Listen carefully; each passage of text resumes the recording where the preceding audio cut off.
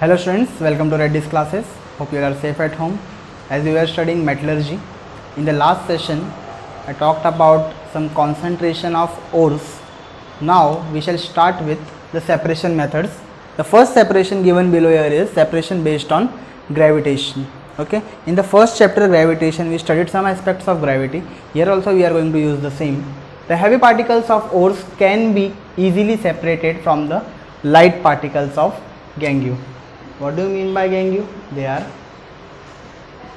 soil, sand, rocky substances. Okay, these are also known as impurities. These are the impurities. If अगर मैं इनकी impurities को निकाल दूंगा बाहर तो मुझे ओर्स मिल जाएंगे, ओर्स में से इम्प्योरिटीज़ निकाल दूंगा, अच्छा मेटल मिल जाएगा. तो यहाँ पे वही चीज़ होगा. We are going to do it with the help of gravitational method. The processes to carry out this separations are as follows. First you can see here, ये जो है आपके सामने वो पूरा विल्फ्ले टेबल मेथड है. तो विल्फ्ले टेबल जो था उसमें कुछ होता नहीं है. एक चीज़ याद रखो, इसके जो एपरेटस देख के मालूम पड़ रहा है कि पहली बात तो इधर वाटर दिया गया है, वाटर यहाँ पर से डाला जाएगा.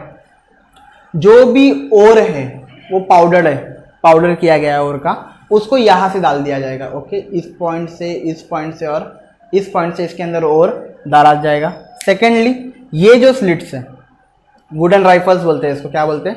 दे are known as the wooden rifle. लकड़ी के ऐसे बड़े बड़े राइफल्स लिए हुए और यहाँ पर ऐसे स्लिट ऐसे वे में डाला हुआ है. सीढ़ी कैसे होती है पता है? स्टेयरकेस देखा है, तो उस वे में इसको भी ऐसा डाल दिया गया है. और ये हमेशा जैसे मशीन ऑन हो जाती है ये वाइब्रेट करते चले जाता है. वाइब्रेट करता है तो क्या होगा, ऊपर से जैसे और डाल दिए जाएंगे, पानी उसको गीला कर देगा. गीला करेगा तो फिर एकदम थोड़ा कड़क कर देगा, उसको रिजिड बना देगा थोड़ा सा. जैसे ही वो इस टेबल्स पे गिरेंगे तो ये वाइब्रेट होगा, तो उनमें से पार्टिकल्स अलग होना चालू हो जाएंगे. ओर्स के ही पार्टिकल्स से कैसा हो रहा है? पाउडर हो रहे हैं. तो जैसे जैसे इस टेबल पे स्लिट मारते हुए चला जाएगा, जो इसमें का सॉइल हो, सैंड हो, रॉकी सब्सटेंस है जिसको हम गैंग्यूज बोलते हैं, वो सेपरेट होकर के देखो इस पार्ट में गिर जाएगा. क्योंकि ये मशीन तो चलते ही आ रही है, ये घूमते रह जाएगा. बस ये घूम रहा है क्यों है कि ये स्लिट्स को वाइब्रेट कराने के लिए, स्लिट्स को वाइब्रेट कराने के लिए ये घूमते रह के चला जाएगा. और यहाँ पर मेन चीज क्या है, जो लाइट पार्टिकल्स है, जो हल्के हैं, ओके, वो क्या हो जाएंगे, वो पानी के थ्रू, ये पानी के फ्लो से ही निकल जाएंगे. और जो बड़े बड़े जाड़े पार्टिकल्स है वो इन स्लिट्स के बीच में जो गैप है, you can see this gaps, okay, in gap के बीच में आकर के वो बैठ जाएंगे. और यहाँ पर हम लोग को क्या मिल जाएगा, जो लाइट पार्टिकल्स थे वो बाहर निकल गए पानी से. फिर जो कॉन्सेंट्रेटेड ओर्स है जो इस पट्टी में गिरने वाले, जो भी क्योंकि हिलते हिलते हिलते उस साइड चले जाएंगे. अब वाइब्रेट होगा तो पार्टिकल्स अगर यहाँ डाला गया है, यहाँ पर भी डाल दिया गया है, तो ये वाइब्रेट हो रहा है, ये पार्टिकल्स फ्लो होते चले जाएंगे. सो मतलब एक मेन क्या चीज़ पता चलती है इसमें कि जब पाउडर ऊपर से डालेंगे पानी के साथ उसकी गांठें बन जाएंगी, ये स्लिट हिलते रहेगा, वाइब्रेटिंग हो जाएगा. तो जो थोड़ा ज़्यादा मतलब कि समझो जिसका वजन थोड़ा ज़्यादा होगा या हैवियर पार्टिकल हो जाएगा या रिजिड पार्टिकल हो जाएगा, वो इनके स्लिट्स के बीच में बैठ जाएगा. और जो हल्के होंगे वो फटक से नीचे आते चले जाएंगे. से as in given in the method of separation, the Wilfley table is made by fixing narrow and the thin wooden riffles. Narrow and thin wooden riffles को डाल दिया गया है on inclined surface. The table is kept vibrating continuously. As I said कि ये table बार बार vibrate होते चले जाता है. पाउडर्ड ओर जो ऑब्टेन करते हैं लम्स में से, लम्स मतलब गांठें होती है, of the ore using ball mill is poured on the table and stream of water is also released. देखो ऊपर से पानी का भी एक आ रहा है फ्रॉम द अपर साइड, दिख रहा है, you can see. As a result the lighter gangue part, जो हल्के है वो क्या हो जाएंगे, फ्लो होते होते नीचे आ जाएंगे. जो कि और जो हैवियर पार्ट होगा वो क्या कर देगा, जिसके अंदर कुछ क्या हो सकता है, मिनरल्स का प्रपोर्शन हो सकता है, इस मोर जिसमें मिनरल्स की प्रपोर्शन ज़्यादा है, एज वेल एज गैंग्यू थोड़े से कम है, तो वो ब्लॉक हो जाएंगे वुडन राइफल्स के through. Okay, and get collected on the slits between them. Slits के बीच में अगर वो बैठ जाएंगे तो वो चीज़ हम लोग को यहाँ पर एज एन एलिमेंट मिल जाएगा, मेटल मिल जाएगा. जो हमें चाहिए था वो उनके बीच में मिल जाएगा. यहाँ पर विल्फ्ले टेबल मेथड यही चीज़ बताता है. ये ग्रेविटेशन का एक पार्ट है. ओके, ग्रेविटेशनल फील्ड के इस पे वर्क करता है. सेकेंड जो हमारा है वो हाइड्रोलिक सेपरेशन मेथड है, वो आप लोगों को दिखाता हूँ मैं. The second one is the hydraulic separation method. ये पूरा बेस्ड है किसके ऊपर, एक ग्राइंडिंग मिल के जैसा है. वहाँ पर एक आप लोगों को दिखने में आ जाएगा, मैं वीडियो के थ्रू आप लोगों को बताने वाला हूँ कि पूरा प्रोसेस समझ में आ जाएगा कि कैसे चलता है. उसके अंदर ओर्स डाले जाएंगे. एक और चीज़ बताता हूँ कि उसके इनलेट में एक वाटर पाइप भी डाल दिया जाएगा, तो नीचे से पानी का प्रेशर जोर में आ जाएगा. आप खुद समझ जाओगे. देखो, let us start with the hydraulic separation method. See here as you can see, first of all देखो आप लोग पूरा का पूरा ये देख सकते हो, यहां पर देखो ये पूरा सेटअप है हाइड्रोलिक सेपरेशन मेथड का, ये पूरा का पूरा ऐसा एपरेटस लगाया गया है। यू कैन सी वाटर का फ्लो यहां से भी आ रहा है। क्लियर, आपके टेक्स्ट बुक में जो दिया है वो थोड़ा सा अलग वे में दिया हुआ है, बट बताता वही है। क्लियर, मैंने बोला है ग्राइंडिंग मिल के जैसा यहां पर रखा गया हुआ है।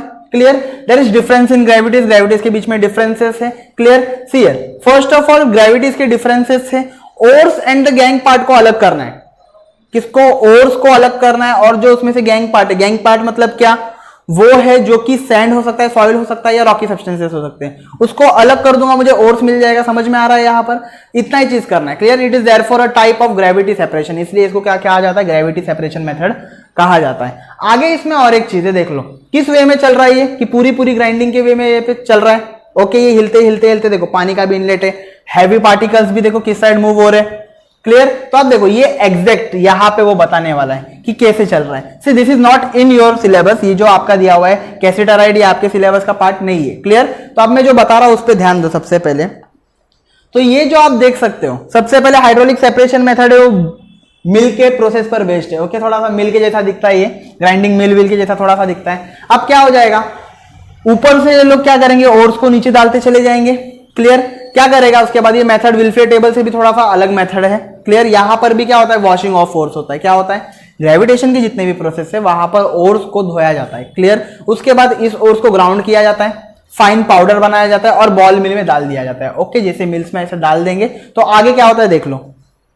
As you can see it is started here, तो ये देखो डाला जा रहा है, यहां पर वाटर भी आ रहा है। क्लियर, अब देखो जो कैसेटराइड का मेथड है वो तो हम लोग ज्यादा सीखेंगे नहीं, बस इतना याद रखो कि पाउडर्ड मिल ही यहां पर यूज किया है, पाउडर का जो भी पाउडर अपना बॉल मिल में यूज किया गया। क्लियर, अब देखो यहाँ पर वॉशिंग प्रोसेस फिर से चालू है, कि पानी में कैसे जा रहा है और कैसे, देखो एवरीथिंग यहाँ पर जो हो रहा है स्लिट्स के वे में हिल रहा है, हाइड्रोलिक वॉशिंग हो रहा है। क्लियर, लाइटर गैंगियो पार्टिकल्स क्या हो रहे हैं, दूसरे साइड में चले जा रहे हैं, हैवियर पार्टिकल्स उन स्लिट्स के बीच में यूज हो रहे हैं। मतलब ये as I show you the video, it was related to hydraulic washing with respect to Wilfley table method.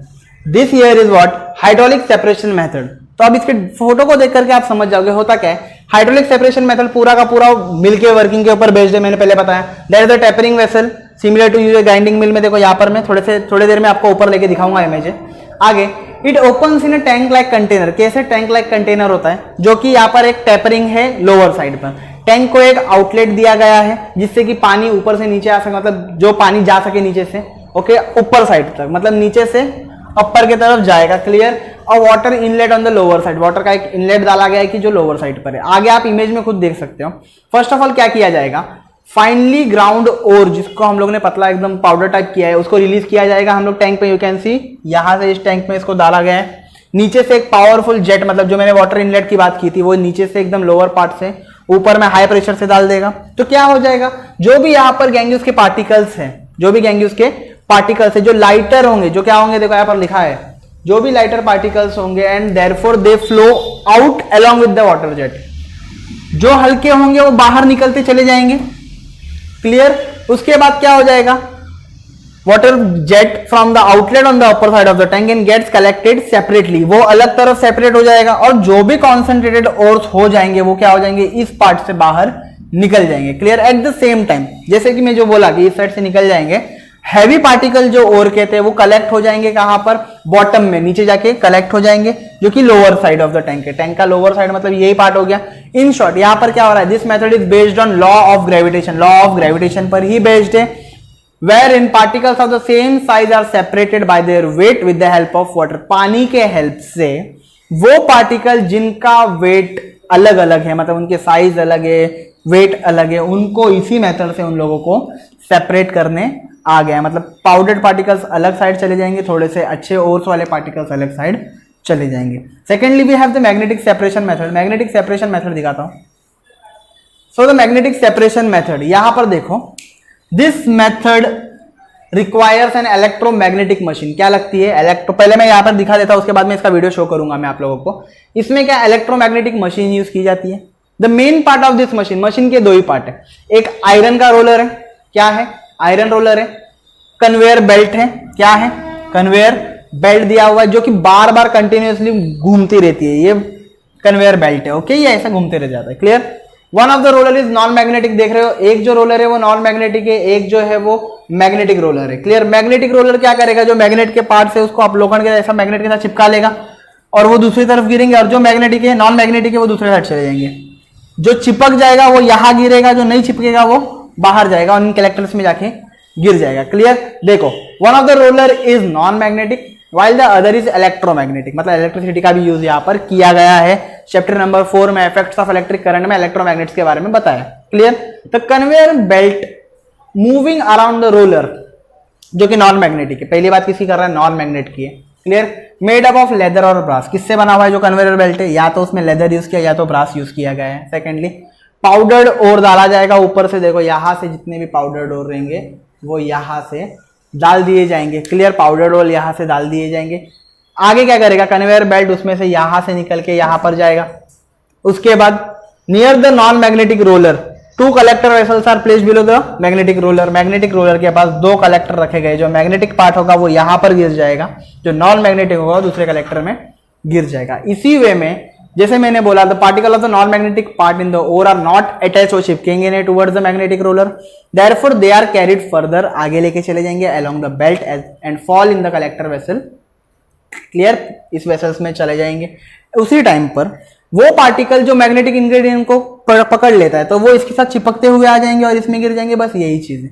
पूरे प्रोसेस में इतना होता है कि ऊपर से पाउडर डोल डाल दिया गया है, ये नॉन मैग्नेटिक है, ये मैग्नेटिक है, सॉरी ये नॉन मैग्नेटिक है, ये मैग्नेटिक है। जो मैग्नेट के पार्ट है वो इसको चिपके रह जाएंगे, इस कलेक्टर में गिर जाएंगे। जो नॉन मैग्नेटिक के पार्ट थे वो दूसरी तरफ गिर जाएंगे। बस इतना होता है जिससे कि दोनों के दोनों डिस्टिंग्विश हो गए। क्लियर।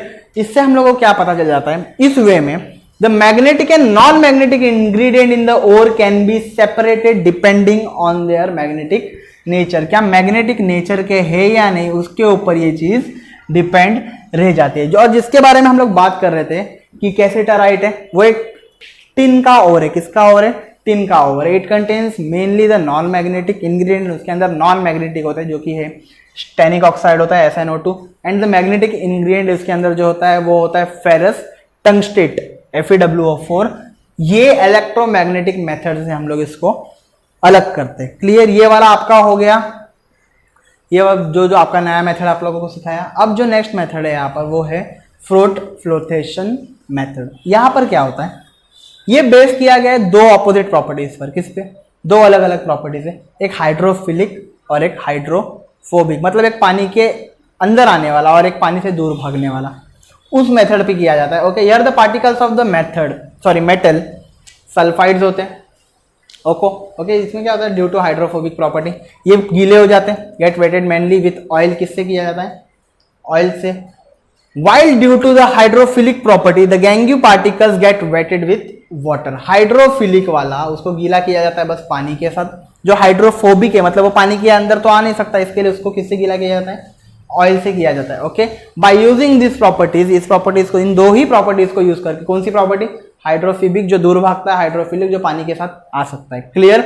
इन 2 प्रॉपर्टीज को यूज करके हम लोग फ्लोटेशन प्रोसेस को आगे बढ़ाएंगे। As you can see this is a diagram for flotation method. Flotation method, इसमें क्या किया जाएगा, पहले से जिसमें बहुत ज्यादा अमाउंट ऑफ वाटर है इस टैंक के अंदर, क्या करेगा, फाइनली ग्राउंड ओर को इसके अंदर डाल देगा जिसमें बहुत ज्यादा पानी है। सर्टेन वेजिटेबल ऑयल सच, इसके अंदर जो ऑयल डाला जाएगा वो तो पाइन ऑयल हो सकता है या फिर यूकैलिप्टस ऑयल है, वो भी यूज किया जाता है in the water to form froth. Froth का मतलब क्या, झाग फॉर्म कर लेना। यू कैन सी यहाँ पर फ्रोथ जो आ रहा है वो ऊपर आ रहा है, झाग यहाँ पर बन के आ रहा है। क्लियर। आगे क्या होता है, pressurised air is blown through the water के थ्रू यहाँ पर एकदम प्रेशर में एयर क्रिएट की जाती है। नीचे एक एगिटेटर दिख रहा होगा जो कि रोटेट कर देता है एक्सेल पे, अपने एक्सिस पर ये क्या होता है, रोटेट करते रह जाता है सेंटर पे। आगे क्या होता है, agitator is used as per the requirement के हिसाब से इसको इस्तेमाल किया जाता है। जब नहीं चाहिए बंद कर देंगे, जब चाहिए तब इसको चालू कर देंगे, ये घूमते रहते चले जाता है। ओके।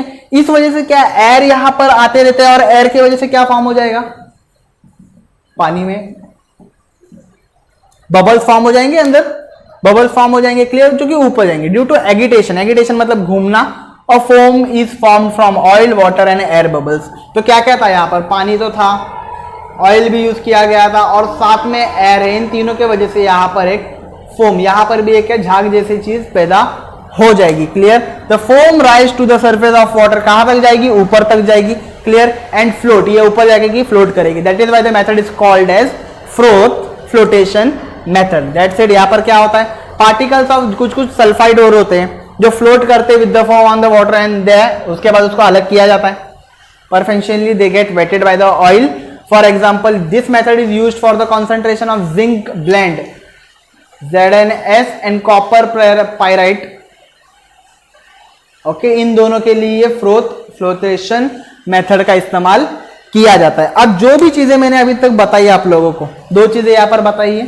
क्लियर। एक मैग्नेटिक सेपरेशन मेथड है और दूसरा ये फ्लोटेशन मेथड है। दोनों के वीडियोस देख लेते हैं कि कैसे दिखता है और कैसे वर्क करता है। Late us start with the magnetic separation method. तो आप लोग देख सकते हो, सबसे पहले जो मैं बताने वाला हूं आप लोगों को, मैग्नेटिक सेपरेशन मेथड का वीडियो दिखाने वाला हूं। तो यहां पर अच्छे से समझ जाओगे कि magnetic particles, non magnetic particles अलग हो जाएंगे। ध्यान दो अभी अच्छे से। क्या होता है, ये जो आपका है वो है मैग्नेटिक सेपरेशन है। क्या है ये? Magnetic is the magnetic separation method. You can सी, यही चीज मैंने आप लोगों को दिखाया था। मैं बताया था एक मैग्नेटिक रोलर होगा, एक नॉन मैग्नेटिक रोलर होगा, उसके बारे में बात किया था। ऊपर से ओर्स को डाल दिया जाएगा। You can see the magnetic material इस तरफ गिर रहा है क्योंकि ये मैग्नेटिक है, और जो मैग्नेटिक मटेरियल है वो यहाँ पर गिर जाएंगे, जो नॉन मैग्नेटिक मटेरियल है वो यहाँ पर गिर जाएंगे पूरे के पूरे।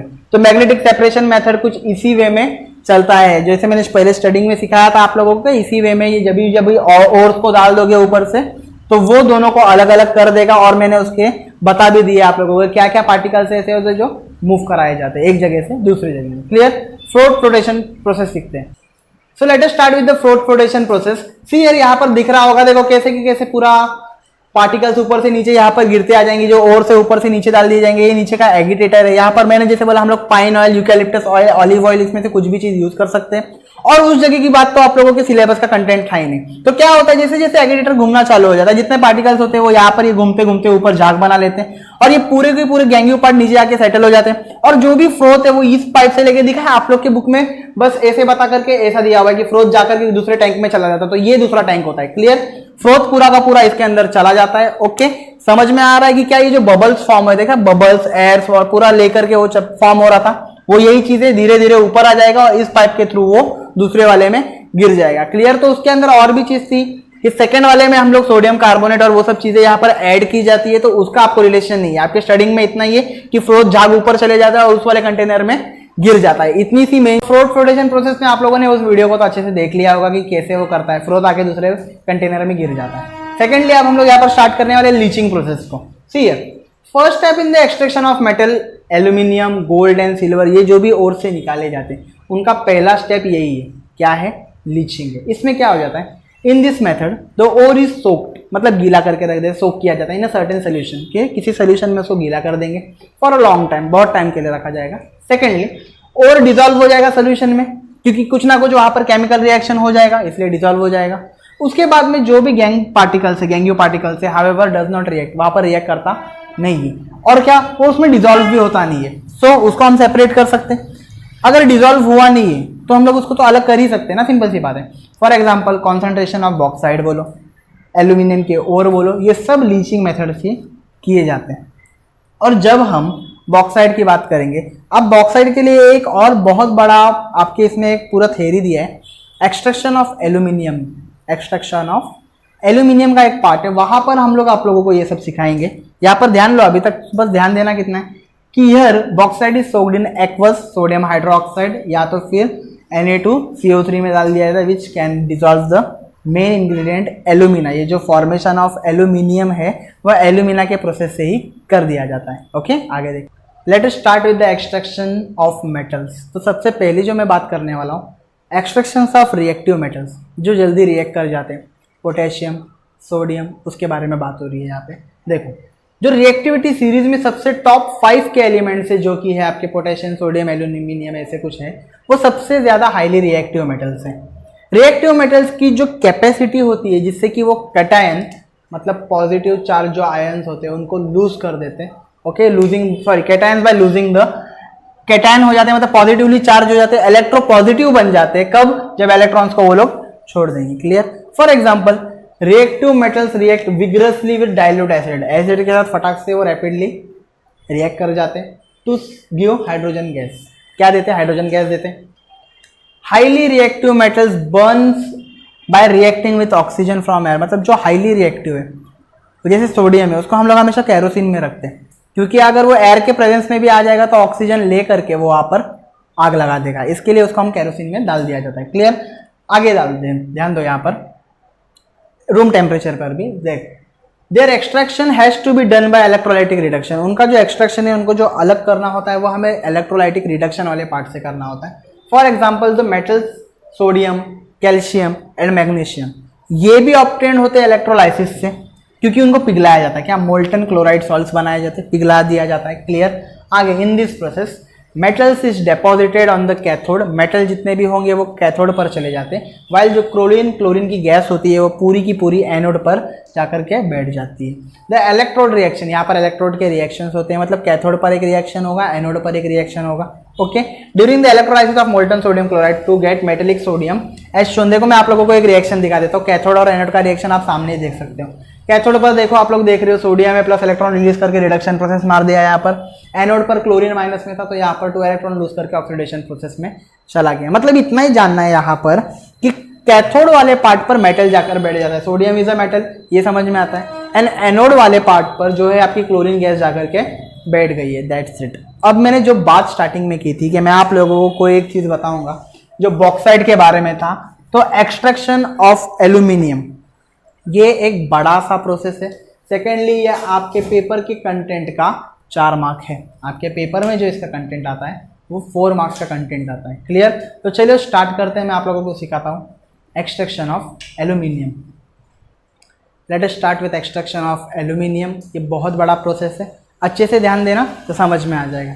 सबसे पहले एल्यूमिनियम का सिंबल है Al, इसका कलर होता है सिल्वर वाइट, एटॉमिक नंबर 13 है, electronic configuration 283, 2 + 8 10, 10 + 3 13, valency 3 because 3 electrons is in the outermost shell, बाहर के शेल में 3 इलेक्ट्रॉन्स रहने की वजह से इसकी वैलेंसी 3 बन जाती है। क्लियर।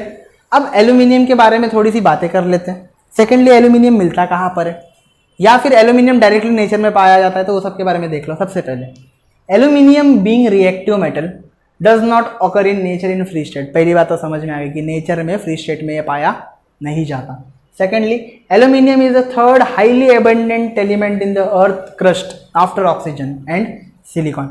ऑक्सीजन और सिलिकॉन के बाद एल्यूमिनियम एक ऐसा एलिमेंट है जो अर्थ के क्रस्ट में सबसे ज्यादा पाया जाता है। अबंडेंट है मतलब ज्यादा है। सेकेंडली एल्यूमिनियम को हम लोग बॉक्साइट के ओर से निकालते Al2O3 NH2O में से। बॉक्साइट में 30 to 70% Al2O3 रहता है और बाकी का पार्ट होता है आपका गैंगियस, उसमें क्या सैंड, सिलिका, आयरन ऑक्साइड ये सब रहता है। There are 2 steps in the extraction of aluminium, 2 steps है। पहला स्टेप है कॉन्सेंट्रेशन ऑफ बॉक्साइट ओर है, और सेकंड प्रोसेस है आपका इलेक्ट्रोलाइटिक रिडक्शन ऑफ एल्यूमिना। तो अब देखेंगे आप लोग concentration of bauxite ore. Concentration of bauxite ore में क्या है, ध्यान दो अच्छे से। पहली बात, पूरी चीजें केमिकल रिएक्शंस के ऊपर बेस्ड है, ध्यान दोगे तो ही समझेगा। बॉक्साइट एल्यूमिनियम का सबसे मेन ओर है। क्लियर। जो इंप्यूरिटीज बॉक्साइट में पाई जाती है वो सिलिका, फेरिक ऑक्साइड और टाइटेनियम ऑक्साइड की होती है। ये सब आपको उसके अंदर एज इन इंप्यूरिटीज मिलेंगी। किस में मिलेंगी? बॉक्साइट में मिलेगी। आगे separation of this impurities done by leaching process. Leaching process हम लोगों ने सीख लिया था, सॉल्यूशंस के अंदर डाल के रख देते बहुत टाइम के लिए। जैसे बॉक्साइट को देखा था, किस में डाल के रखा था बॉक्साइट को? सोडियम हाइड्रोक्साइड वाले सॉल्यूशन में डाल दिया जाता है। सेकेंडली इसमें 2 प्रोसेस यूज किए जाते हैं, बेयर्स प्रोसेस और हॉल्स प्रोसेस से। मैं आप लोगों को बेयर्स प्रोसेस से कराने वाला हूँ, जो मेथड अब मैं सिखा रहा हूँ मैं आप लोगों को बेयर्स मेथड से सिखाने वाला हूँ इस प्रोसेस को। Clear.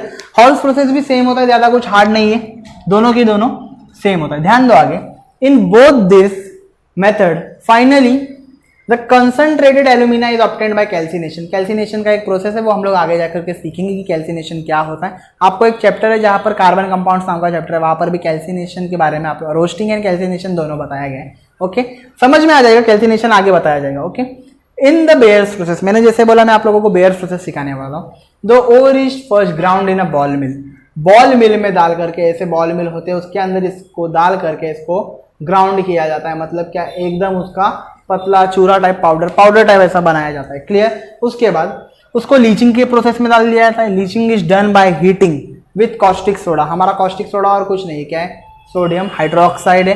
Temperature 140 degree to 150 degree के टेम्परेचर में इस बॉल मिल को डाल करके क्या किया जाता है, हम लोग उसको ग्राउंड किया जाता है। ओके, अंडर हाई प्रेशर, बहुत ज्यादा प्रेशर में इसको लेके चला जाता है। कितने घंटों के लिए? 2 से 8 घंटों के लिए डाइजेस्टर टैंक में रखा जाएगा। मतलब कि ये एक डाइजेस्टर टैंक है, तो इसके अंदर कितना टेम्परेचर, 140 डिग्री टू 150 डिग्री के टेम्परेचर पर हम लोग 2 से 8 घंटे के लिए इसके अंदर जो किया गया हम लोग का ग्राउंडेड मिल है, क्या है, ग्राउंडेड मिल जो बनाया हम लोगों ने, बॉल मिल जिसको बोलते हैं आप लोग, वो डाल करके साथ में क्या डालेंगे, कॉस्टिक सोडा डाल देंगे, मतलब सोडियम हाइड्रोक्साइड को डाल करके 2 से 8 घंटे के लिए इसके अंदर रख देंगे। ये आपका हो जाएगा लीचिंग प्रोसेस। कौन सा प्रोसेस?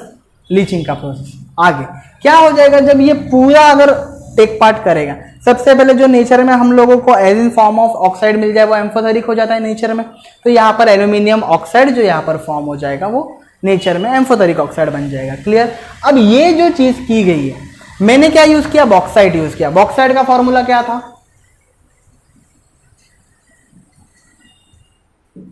यही था, बॉक्साइट का यही फॉर्मूला था, Al2O3NH2O। अब इसके साथ में मैंने डाइजेस्टर टैंक के अंदर क्या डाल दिया, सोडियम हाइड्रोक्साइड डाल दिया। उस सामने देख सकते हो आप लोग मैंने क्या डाल दिया था उसके अंदर। तो देखो यहाँ पे यही रिएक्शन दिख रही है। पहले बॉक्साइट था जो N था, तो N नंबर्स में कितने नंबर ऑफ वाटर मॉलिक्यूल्स आ गए, 2 मॉलिक्यूल आ गए। तो वहां पर वो टेक पार्ट कर दिया, प्लस सोडियम हाइड्रोक्साइड यूज किया था। बैलेंसिंग करने के बाद क्या मिला मुझे, 2NaAlO2 एक्वस में मिला और साथ में पानी मिल गया। तो अब इस पार्ट में सबसे पहले क्या हुआ देखो, it reacts with the aqueous solution of sodium hydroxide. ये सोडियम हाइड्रोक्साइड के सोल्यूशन के साथ रिएक्ट कर दिया जाएगा। क्लियर?